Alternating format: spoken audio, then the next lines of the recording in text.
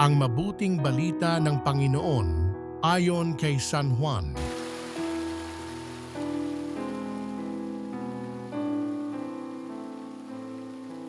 Noong panahong iyon, sinabi ng mga tao kay Jesus, "Ano pong kababalaghan ang maipapakita ninyo upang manalig kami sa inyo?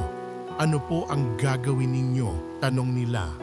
"Ang aming mga magulang ay kumain ng mana sa ilang ayon sa nasusulat, sila'y binigyan niya ng pagkaing mula sa langit, dugtong pa nila."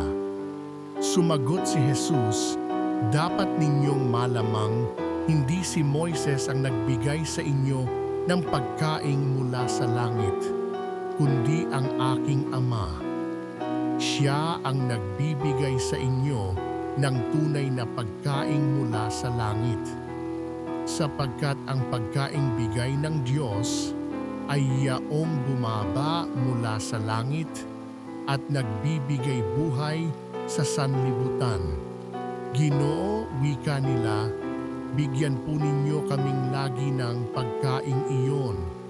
"Ako ang pagkaing nagbibigay buhay," sabi ni Jesus.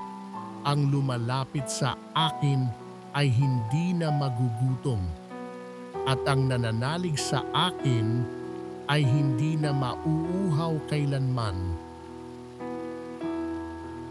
Ang mabuting balita ng Panginoon.